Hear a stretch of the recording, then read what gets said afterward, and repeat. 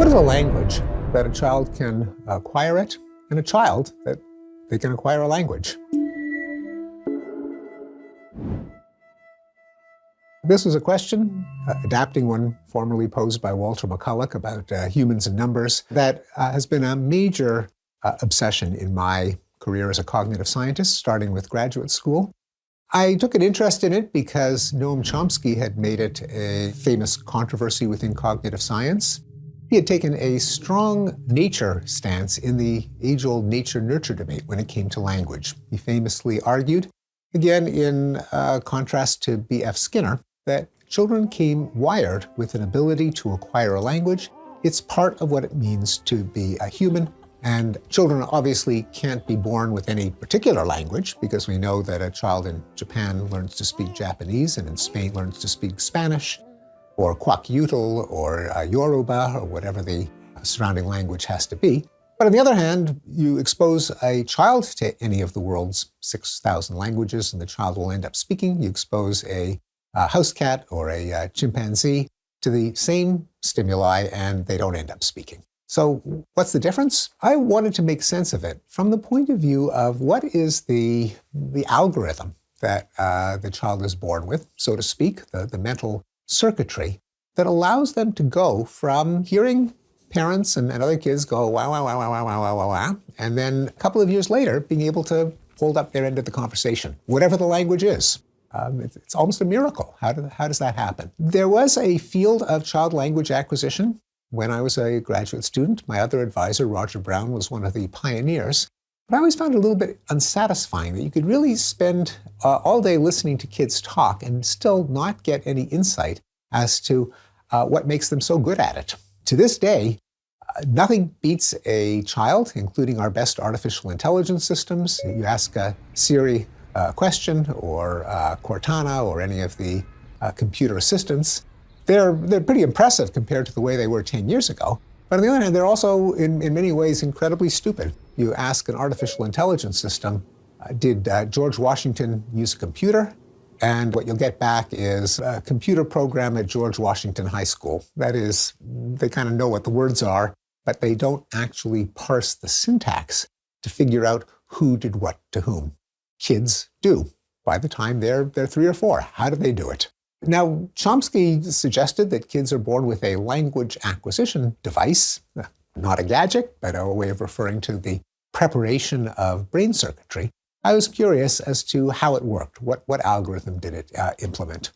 Even though I was not a student of Chomsky's, I wasn't particularly sympathetic to the idea of an innate universal grammar.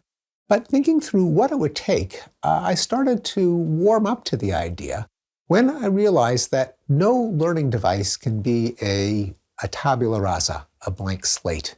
Because given any input, this is an old conundrum in philosophy, there are always an infinite number of conclusions that you can draw from it, all of them consistent with the input. David Hume famously pointed this out. It's sometimes called the scandal of induction. No matter what the evidence consists of, there are many ways of leaping from the information given. You've got a bunch of points. There are all kinds of curves you could draw from it. In the case of a child, what prevents the child from parroting back the sentences that they hear? That's learning, but we don't count that as language acquisition. Or using all the words, but in any old order, or making the kind of grammatical errors that an adult struggling with the language might make. Even the tourist has learned something, but the child's learning is different. What makes it different? I realized that with any learning device, there has to be some kind of organization or preparation or constraints or tuning of the learning device to the problem being faced, whether it is learning to recognize shapes, learning to control arms and legs, learning how the world works, learning a language. This shaped my later understanding of other nature-nurture debates in psychology. Namely, there can't be a dichotomy. Is it nature or nurture? Language is the obvious case in which it's got to be some complex combination because, again, children learn to speak, cats don't, so it's got to be nature. Kids exposed to English learn English. Kids exposed to Japanese learn Japanese. There's got to be nurture. The problem is always What is the learning device?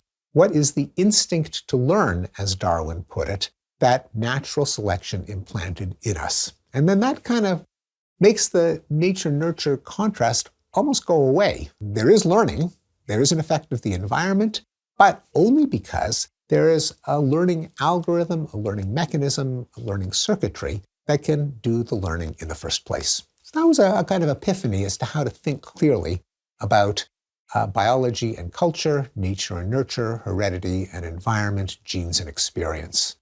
Okay, well, what does that have to do with how the child can acquire language? Another epiphany that I had was that it is not just a case of cryptography. That is, it's not as if the child is like a World War II codebreaker who gets a set of signals with an unknown message and has to try to figure out what are the statistical probabilities of one sound coming after another sound. For one thing, that's not what language is for. We don't just go blah, blah, blah, blah, and make sound. We use language to convey meaning, to get ideas in other people's heads, to win friends and influence people. And the child is not just an auditory system in a box that is just processing sound. Kids interact with the world. They interact with their parents and their siblings. And anyone who plays with a baby knows that even before the baby can talk, an awful lot is going on in the baby's head. The baby is making sense of the world, keeping track of cause and effect and physical objects and the intentions of other people. A fascinating field of science pioneered by two of my colleagues, Susan Carey and Elizabeth Spelke. Well, based in part on their ideas that there is a rich mental life in the child prior to acquiring a language. The fact that a language itself is not just a bunch of sounds, it's not like scat singing, like shooby-dooby-doo-ah, but it means something, meant that the way of conceptualizing the problem of language acquisition suddenly became clear. Namely, the baby who's already making sense of the world has a kind of inkling, a kind of guess as to what the parent, say, is trying to get across, and juxtaposes that with the sounds coming out of the parent's mouth or the gestures in the case of a signing parent. And the task is to map the meaning guessed from the context with the sound. That at least sets the stage, and I tried to work out what the algorithm was that took a meaning on the one hand and the sound on the other, and tried to pull out the rules that would order the subject before the verb, if that's the way the language worked, or the verb before the subject, if that's the way the language worked, so that the child would not be stuck with just parroting back sentences, but could slot new words and express new concepts. Which, again, as soon as you play with kids, you know that they do. They say all kinds of things that they didn't hear directly from their parents.